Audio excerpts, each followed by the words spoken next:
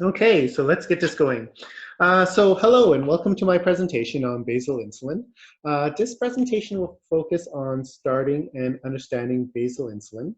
My next presentation will be on bolus insulin and insulin calculations and stuff like that. So insulin is a really important part of the pathophysiology of diabetes and its treatment. This is just meant to be a casual presentation to help you with the CDE exam. So if you do have questions, please feel free to email me afterwards. And hopefully you enjoy my presentation. Okay, so this is my disclosure slide. As you can see, I've worked for various pharma companies and pharma companies related to diabetes. And here are my objectives for this presentation. So I want to briefly review the pathophysiology of diabetes, and I want to discuss how your body makes insulin, endogenous insulin production, and contrast that with how injectable insulin works in patients. I want to review how insulin technique can alter insulin action, and I want to review how to start basal insulin in patients. So in terms of competencies, I'm going to be covering 3B and 3E today. And so you can find these in your appendix in the CDE handbook. And there's various competencies you need to do for the exam. And I hope that this presentation helps you with these two competencies today. So I just want to review normal glucose metabolism because that's really important. So when you eat, you fill up your organs with energy. And then what happens is that insulin stimulates the storage of that energy into storage molecules, such as like glycogen, proteins, and triglycerides. Now, remember, there's not enough energy in the blood to last for long. If you took out all my blood and measured how much glucose was there, you would only find about 4 grams dissolved in there. So not a lot. My brain is using about 5 grams per hour, and my muscles are using about 8 grams per hour because I'm inactive right now, just talking to a computer. So that's a total of about 13 grams of glucose per hour, and there's only 4 grams of glucose in my blood. So that's why storage is important, and insulin stimulates the storage of energy. For example, insulin stimulates the liver to take in glucose from the blood and store it in the form of glycogen. There's about 75 grams of glycogen stored in the liver. As well, in the muscles, there's about 300 to 500 milligrams of glycogen stored on there. So then later on, once you're finished eating and you're doing your work and things like that, counter-regulatory hormones such as glucagon, epinephrine, they break that glycogen and turn it back into glucose for energy. So as you can see, there's this really complicated interplay of hormones that are used to store energy and then retrieve it when you need it. There we go. Okay. So this is a slide that shows the beta cell decreases with time in type 2 diabetes. That's why we call it a progressive disease, meaning it will get worse in time, especially if you don't provide care to your patients. This is a really, really important concept to explain to your patients because, you know, some patients expect that they'll go back to normal after medications, kind of like an infection. You know, they think that, you know, once I start the metformin, that's going to clear up the diabetes, kill the infection, and then they can come off of it and just go back to normal. So it's important that you explain that, no, you know, this is a chronic disease, this is a progressive disease, their beta cell dysfunction is declining, and if they have been diagnosed with type 2 diabetes, their beta cell dysfunction has been declining for a while already. It's important to explain this because, you know, for a number of reasons. First is that, you know, patients may get upset at either themselves or you if they keep coming in and the A1C keeps increasing, even though they're trying hard with the lifestyle changes and taking your medications. They might think, you know, oh, am I doing something really wrong? Or hey, maybe you're giving me ineffective treatment. So it's important to explain that, no, this is just the normal life cycle of diabetes. Second, it's important because eventually a lot of patients will require insulin if they live long enough with diabetes. And it's important to frame that as, a gradual process, and not to kind of frame it as, okay, hey patient, you really failed, you didn't exercise as much as I told you to, and stuff like that. You don't want to kind of use insulin as like a scare tactic. Oh, if you don't listen to me, you're going to have to take insulin. You just kind of explained up front that diabetes is a progressive disease. If you live long enough with this disease, you may need to go on insulin later on. That's just a normal course of the disease. So that, they don't feel bad about starting it later.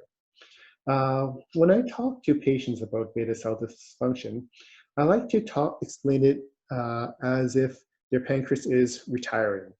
A lot of patients with type 2 diabetes are in the kind of older individuals that are kind of thinking about retirement, and it seems to really click with them. And so, I tell them that, hey, Mr. Smith, it seems that your beta cells are retiring on you. That's why you need some medication to kind of fill the gap between how much your body how much insulin your body needs and the amount that your pancreas is making. Because your pancreas is kind of partially retired. It's working only part-time right now, but a body needs a full-time amount of insulin. And so, I tell them that, with lifestyle changes, that's like treating your employees better. If you treat the employee better, maybe they'll stick around for longer, they won't retire as quickly. But eventually, hey, everyone wants to retire. Mr. Smith, you were talking about your retirement plans with me last visit. So that's kind of the same thing that's happening to your pancreas. And unfortunately, once your pancreas retires, there's no other organ that really knows how to make insulin. Only your pancreas knows how to make it. It's got really good job security. And so once it stops making insulin, your body still needs insulin. So that's when you have to start injecting it yourself. So that's kind of how I frame it to them, in that, this is something that may eventually happen to them. We want, of course, to do lifestyle changes to try to slow that down as much as possible. But it is something that may happen due to beta cell dysfunction. And so here, let's do a test question. So I'll just give you a minute to do that, and I'll just have a sip of my tea.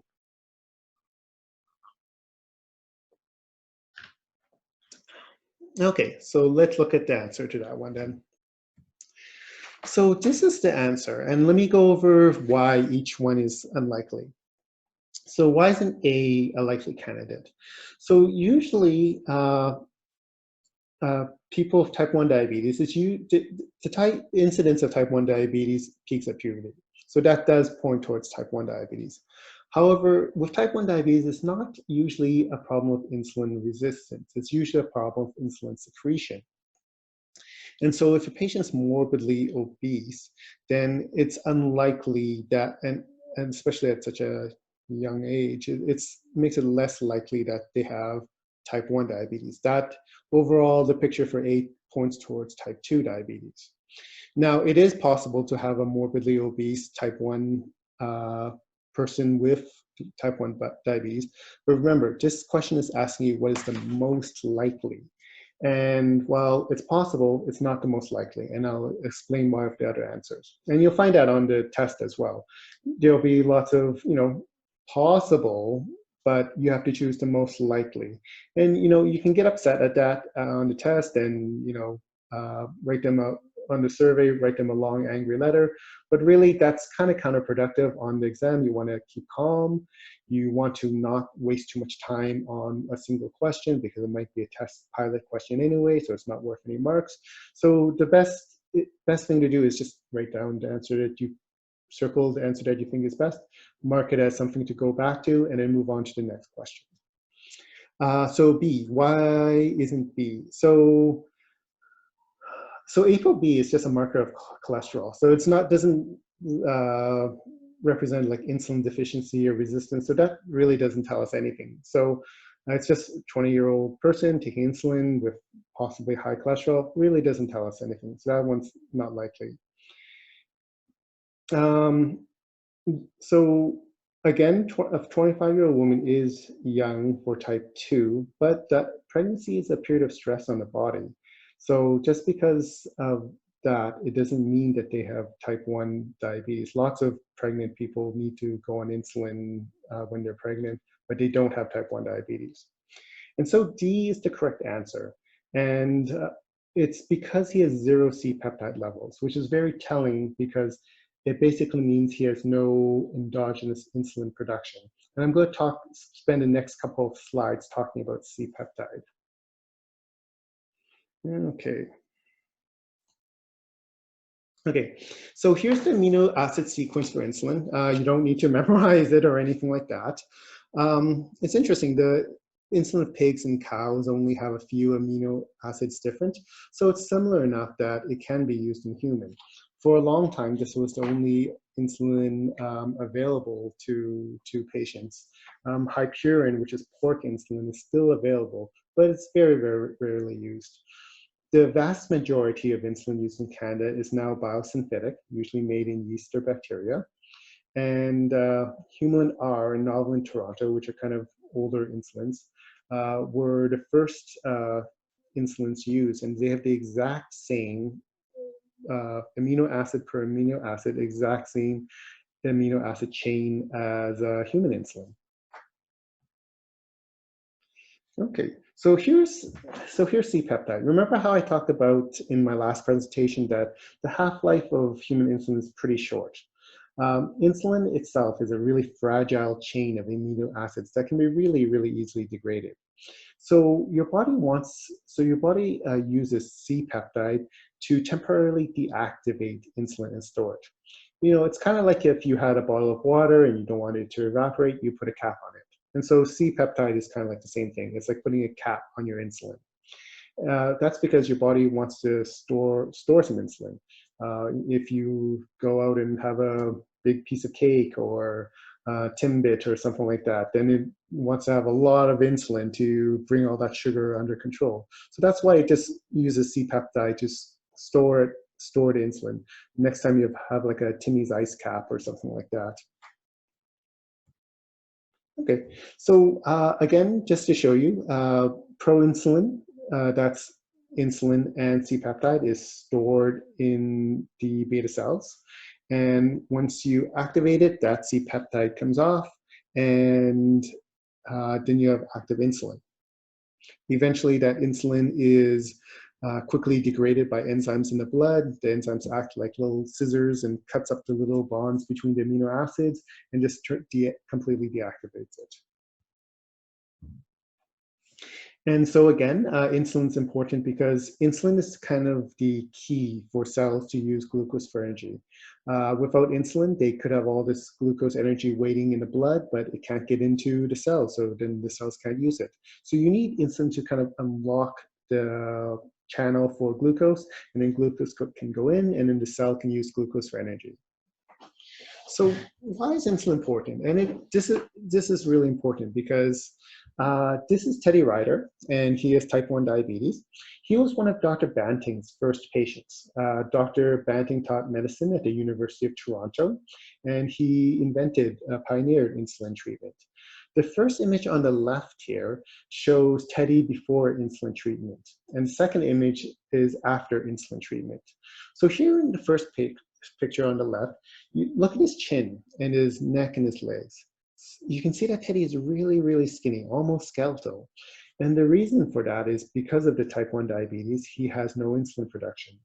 All the food that he eats, he doesn't have any insulin for it to be stored and utilized. Instead, it just ends up in his urine, and that's why diabetes is, I think in Greek it's like translated as like sweet urine or something like that. So without insulin, he's very skinny, skeletal, weak, and that's because he doesn't have insulin to turn all that energy into proteins and fats and glycogen and things like that. Type 1 diabetes actually used to be a death sentence before insulin treatment. People would only last a couple years, become more skeletal, become more weak, become more frail before they died.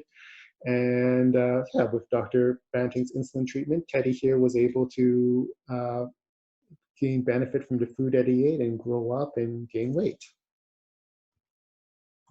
Okay, so here's a letter written by Teddy. I'll just read it out to you. It says, "Dear Dr. Banting, I wish you could see me now. I am now a fat boy and I feel fine and can climb a tree. Margaret would like to see you. Lots of love from Teddy Ryder." So as Teddy mentioned in the letter, one of the side effects is weight gain because insulin is responsible for taking energy and storing it into more complex molecules. It's an anabolic hormone, so it means it builds things up. And the other thing is that he mentioned he can now climb a tree. He was probably too skeletal and weak from before to even do that, and now he can. And so here's Teddy Ryder, who, as an adult, he lived to a ripe old age. And here is Dr. Banting. So there's about 3 million people in the world with type 1 diabetes, half of which are children. Uh, Dr. Banting invented insulin in Toronto, and so it's actually a Canadian invention. Without Dr. Banting's pioneering research, those 3 million people with type 1 diabetes would pass away. And so, in a lot of movies, it always depicts Americans from saving the world from like Nazis or aliens, but this was invented right here in Canada, in Toronto.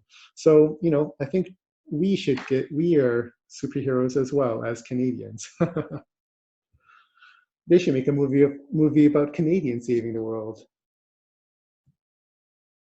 Okay, so here's a diagram of ribosomes producing proinsulin, which is stored in which is again C-peptide in insulin. It's stored in vesicles, and then once you have a meal, the insulin will be secreted as a large burst, or just secreted slowly as background insulin. Then once the C-peptide gets cleaved off, then the insulin's activated, and then the insulin's quickly degraded by enzymes in the blood. So just to review that question from before, the reason why that last patient D, is most likely to have type 1 diabetes is because he has zero C-peptide production, meaning he has zero endogenous insulin production.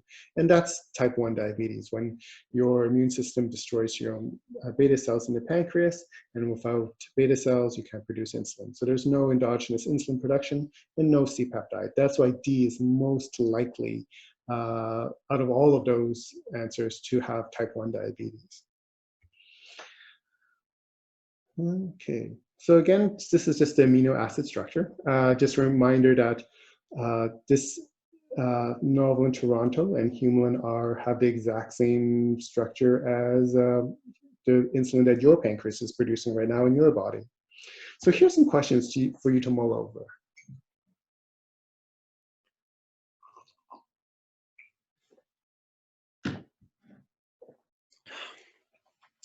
So the answer to the first question is A, and that's how your body, that's how people without diabetes, that's how they can very finely control their diabetes and blood sugars and not have lows or highs. Whereas in people with type 1 or type 2 diabetes, they don't have those mechanisms, and then their sugar goes high or low. And so for this next one, the duration of insulin is basically 12 to 8 minutes, basically 3 half-lives. It's just a pharmacokinetic thing. So here's the one that will make you think. I'll just give you a minute to do that. Okay. So the answer to this one is 6.5 hours. And so, but the question I want you to think about is, if Humulin R and Novo in Toronto have the same amino acid sequence as the insulin that you produce in your body, why is the duration different? Why is it that endogenous insulin has a duration of 12 to 18 minutes, whereas Humulin R or Novo in Toronto have a duration of 6.5 hours? So it's not A, because it's not endogenous insulin. B is Humalog. C is the duration of action for Toronto and Humulin R. D is NPH, and E is Levemir insulin. So think about that. Why are those things different? Why is it endogenous insulin is A, but injected insulin, which is this exact same amino acid sequence as C? So the answer to that is hexamers. So insulin normally forms a hexamer structure when it's combined with one another. This is a stable form that it prevents it from being degraded from insulin enzymes in the blood. So you can see in the pictures there's 6 different colors. Each of those things is a monomer of insulin, and 6 of them have come together and formed a hexamer, a stable structure. And so this is a really important slide, because by understanding this, you can understand how different types of insulin work, basically. And so, insulin hexamers are very minimally absorbed through the capillary barrier, whereas insulin monomers have a much easier time. And you can manipulate how fast insulin works by changing around how fast or slow the insulin dissociates in the monomers. Monomers are the most active form of insulin, not hexamers. So, for example, if I can change some of the amino acid sequences that makes the hexamers more stable, well, then I've made a longer acting insulin, because those hexamers will stick around for longer, and the insulin will have a longer duration of action. If I change the amino acid structure again to make those hexamers fall apart faster, then I've made a rapid acting insulin, because those hexamers break into monomers faster, and then it works faster that way. And this is why there's a difference in the duration of action between endogenous insulin and injected insulin. When a person without diabetes, makes insulin endogenously, it's secreted directly into the bloodstream as monomer, so it works right away and has a very short half-life. If you contrast this with injected insulin, which is not injected into the bloodstream, but into the subcutaneous tissue. Remember, we want to avoid, and I'll talk about this more later, we want to avoid intramuscular injections, and we definitely don't do, IV injections as an outpatient basis. And so injected insulin forms a depot in the subcutaneous tissue, forms a bunch of hexamers, then it's slowly absorbed into the bloodstream, then those hexamers break apart, and through all those steps, that's why injected insulin takes so much longer to act than endogenous insulin. And that's why it has such a long half-life. So if you take a look at this, A over there is glargine, and B is NPH. So you can see that the crystals this is insulin in vivo. And so you can see that glargine forms much more stable crystals, whereas NPH, the crystals are kind of random. And so what does that lead to? So think about it this way. If you have a bunch of crushed ice with different sizes and stuff like that, what's the chance that they'll sync up and melt at exactly the same time? Basically zero. They're all going to melt at different rates because the cubes are different. But then that leads to, going back to insulin, if you have NPH crystals dissolving in the blood at kind of like at a random rate, sometimes high, sometimes low, that puts a variable amount of NPH in the blood, and that leads to variability. And variability can lead to hypoglycemia. As you can see here, glargine has much more, the crystals are much more regular. Not perfectly regular, but much more regular than the random NPH crystals. And you can see it here too. There's various ways to manipulate that amino acid chain to make different types of insulin. You can see that NPH forms these random crystals. Glargine and concentrated glargine have more regular crystals. Degludec has some albumin added to it to slow down the absorption. Degludec forms these very stable chains, which I'll talk more about later. But basically, there's lots of ways to manipulate the amino acids in insulin and make different kinds of insulin, which leads to this, which is what you have to memorize for the exam. But now you understand why why these numbers are all different. And for me, like if I understand something, then I have to memorize less. Yes, you still have to memorize these numbers, but when you understand it, it's easy. It's easier. I find it easier, way easier to memorize. So I talked about variability, and we want low variability because variability leads to hypoglycemia, and hypoglycemia is just no fun. And so we want to try to formulate insulin that has low variability to avoid this, to keep patients within within the target zone and not having dips into hypoglycemia.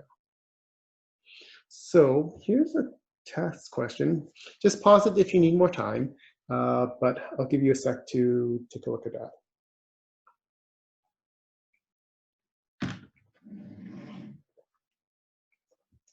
Okay, so the answer is D. And so the first thing to look at is that this is a not question. It's asking for what would not cause it to act faster. And so you have to watch out for these on the exam because, you know, during the exam, we're stressed and anxious and we don't read the question fully. But this is asking what's not causing it to work faster. And so things like soaking in a hot tub increases circulation, which breaks apart those monomers faster, breaks apart hexamers into monomers faster, and so that will make NPH work faster. Humulin and work faster. Doing bench presses increases circulation and would again break those hexamers into monomers faster. Getting a massage, the same thing. Going for a cold shower will decrease circulation, and so that will slow down the rate of breaking down the hexamers and the monomers. So that's why D is the correct answer. Here is another question. So just pause it if you need more time to read.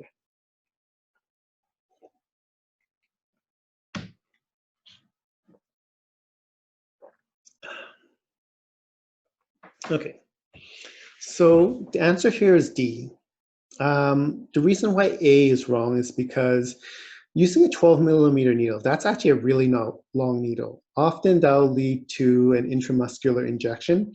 And while intramuscular injections have more erratic absorption, usually faster, but not always. And so because it's erratic, that's not the right answer. Shaking the epidural won't matter. Injecting the insulin into the stomach will actually make it work faster because the stomach is the site where insulin is absorbed the fastest. And let me see here.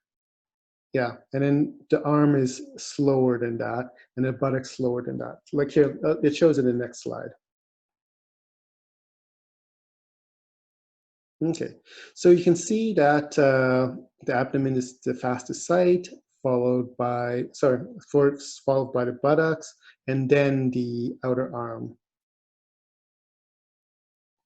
Yes, no, sorry. It's abdomen, arm, and then buttocks. The buttocks is the slowest. So sorry, I had it right the first time. And so this is why so as you can see here, you don't need a 12-millimeter needle. That will often go into muscle. So 4-millimeter needle is fine. You just need to penetrate the skin to get into subcutaneous tissue.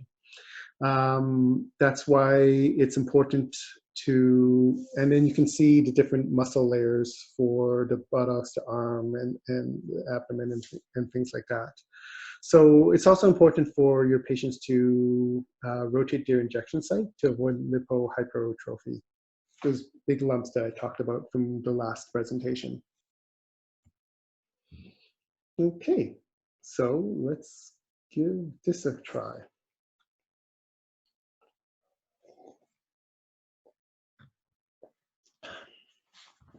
So the answer to this one is D. For this one, you basically have to know the insulin time profiles. If they're going, especially since this guy's having significant lows, you want to reduce the epidural.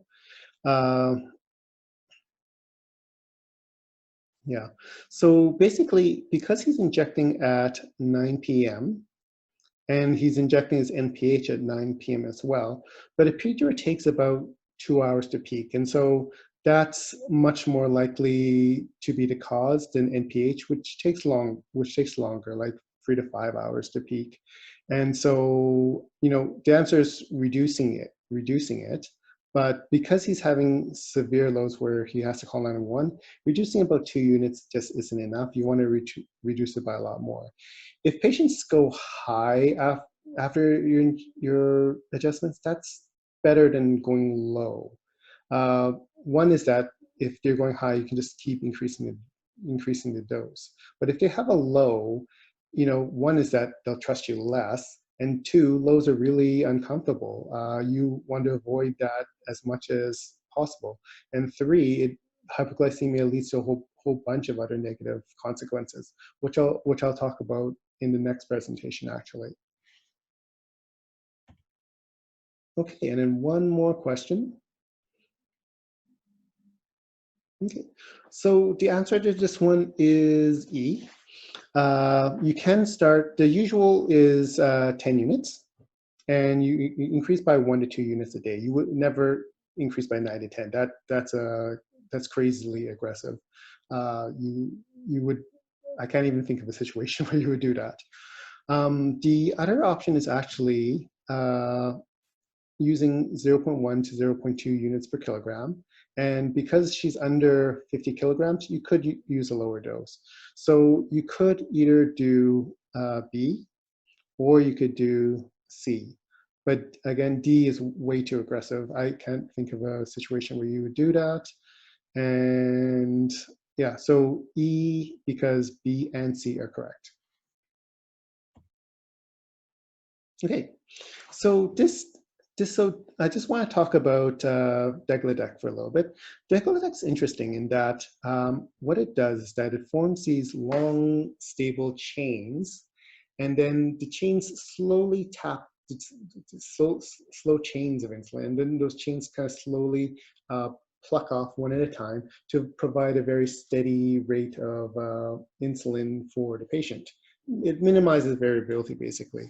Here's what it looks like in solution and in the subcutaneous depot in a patient. So that minimizing variability is great because you want to minimize hyperglycemia. Okay, so here is a question. And here's the answer. So maybe this dates me, but when I started practicing, all insulins were 100 units per mil. There wasn't this 200 units per mil or concentrated insulin or things like that. There was this Humulin R that was concentrated to 5 times, but almost no one used that. That used to be kind of a specialist thing. They're rebranding that as Truzetity or something like that, but I think it's still kind of a specialty item. So regardless, when you go from with these new concentrated insulins, they're all in disposable pens. You won't be able to find them in cartridges or vials or stuff like that, because we're worried that people put it into the insulin pen, they'll dial up 10 on their insulin pen as a cartridge, and then they'll be injecting like 20 or 30 instead of 10. So all of the insulins which are concentrated, like non-standard concentrations, are in disposable pens, so that you can't take out the cartridge and put it in a different cartridge. You can't take them out. That insulin cartridge is stuck in there. And so you'd still use the same when you dial the dose, that is the dose. The volume would be less, but the dose is the correct dose. So for example, if I was dialing up a Tresiba 100 unit per mil, I'd dial up to, and I wanted 10 units, I'd dial up to 10, it'd inject, it'd give me 10 units of Tresiba and like 0.1 mils of fluid. If I went to a 200 unit per mil Tresiba pen, I'd still dial to 10 units, if I wanted 10 units. It'd dial in 10 units of insulin, but only like 0.05 units of volume. So, so for those different concentrations of insulin, you'd still just dial up. That dial is units, not volume. You'd still dial it to the same. Yeah, and there's lots of these ones now. You know, Toujeo is concentrated glargine. There's Humalog 200. There's Tresiba 200. Yeah, so there's lots of different concentrations of insulin out there now. Okay, so here's a sample question. And, you know, these, on the exam, there will probably be a question on UKPDS or DCCT. They are landmark trials. So the DCCT is the one that involved people with type 1 diabetes. UKPDS studied people with type 2 diabetes. And so the UKPDS showed that you know, even a 1% decrease in A1C reduced significant has significant reductions in microvascular complications, death, MI, and all-cause mortality. So even just getting your patient down from like 10 to 9, that there's benefit involved with that. You know, there's still not a target, but you've done your job in reducing their risks for diabetes complications. You still want to get it down more if it's appropriate, but any kind of A1C, even a 1% A1C reduction is good, has benefit. So there's a lot of barriers to insulin therapy. Some of it comes from the patient and some of it comes from the clinician. Kind of think about it yourselves, but you know, there's fear of hypoglycemia, fear of weight gain. You know, patients may not be interested. Patients might fear injections. They fear it's too complicated. Clinicians might fear that, you know, they don't want to start it too early. They're worried that the patient won't listen to them. So there's lots of barriers, both from the clinical side and the clinician, prescriber, clinical side, and the patient as well. And I think that's where we as CDE educators can really come in and have a benefit for that. So this is Canadian data actually. So this was Dr. Stuart Harris, I believe, doing a chart review of family physicians in Ontario. So this is Canadian data. And they found that, you know, insulin was delayed quite a long time. Usually A1C values were 9.5 before they would start insulin. And even once they started insulin, 1.2 years later, the A1C was still at 8.1, so they didn't increase insulin.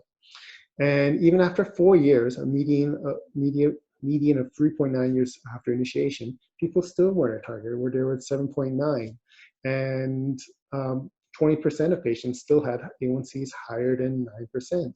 So again, this is something where I feel that we as educators can come in, you know, talk to the family doctors and tell them, hey, we can handle this, we can get this person's sugars under control, let us help you with this insulin initiation and titration, and really benefit the patient to get their A1C down and get those microvascular benefits, those all-cause mortality benefits. Okay. All right, so let's see, I get this question often, what's the maximum dose of insulin?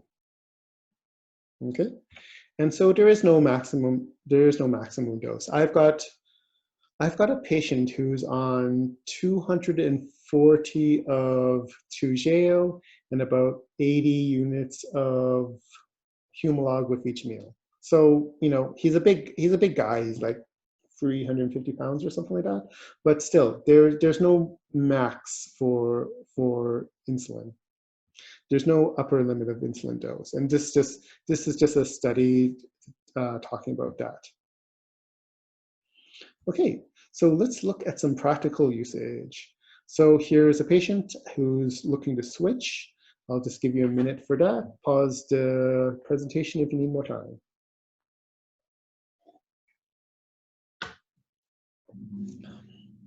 Okay, so the answer to this one is E. So let's go over why the other answers are not correct. So he's on 30 BID and you're switching to QDs, once a day insulin. Usually for that, you reduce it by 20% in those cases. So going from 60 BID to 60 QD of levemir is incorrect because it missed the 20% dose decrease. And pH in Toronto are, that's not a, it's not a long-acting analog. So, and you wouldn't, there's no, you wouldn't do that. You wouldn't do that. So, so that's wrong. Change to Lantus 60, again, you missed a 20% decrease. For D, Basaglar, you actually increased it by 20%, so that's incorrect. So the answer is E, because you take the 60 minus 20%, and that's 48.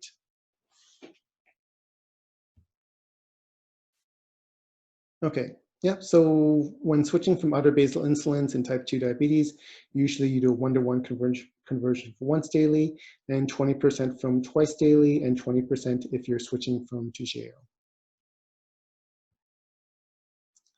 This just talks about titrating examples. You can do it for other insulins like glargine and things like that. You usually can titrate daily and give them an extra unit or plus or minus 1 unit or 10%. And that's the usual titration for like glargine and levemir and pH and stuff like that.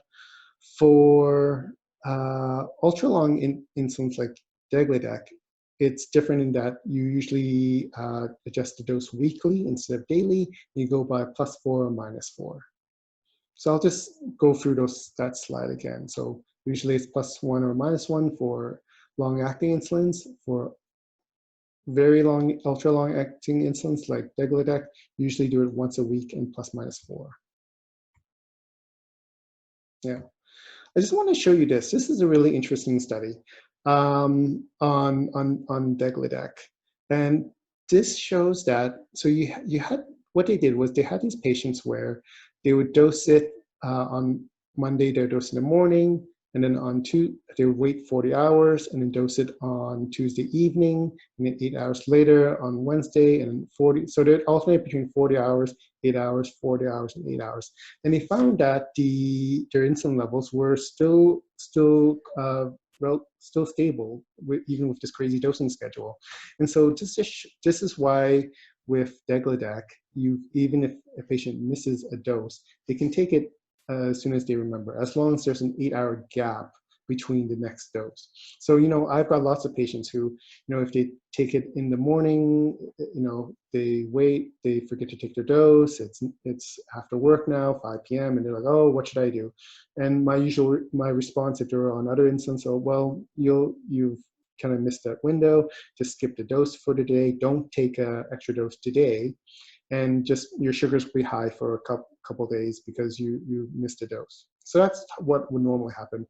With degludec, you could just tell them, oh, it's, usually you take your insulin at 8 a.m. It's now 5 p.m. You can just take your dose now and then take your next dose at 8 a.m. at the usual time. So that's a bit of nice flexibility. Very, very useful for travelers, snowbirds and stuff like that, or because then you don't have to do all that complicated travel adjustment stuff. So it's useful that way. Yeah, so changing the dosing time did not compromise A1 efficacy or the risk of hypoglycemia.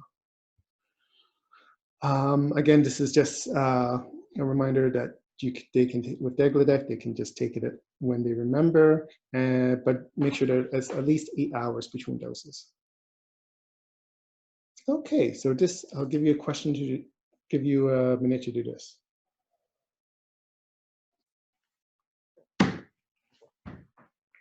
Okay, so the answer to this one is NPH. So Humulin R is clear, Apidra is clear. This guy's only on basal and bolus insulin. Novamix and Humalog mix are mixed insulins.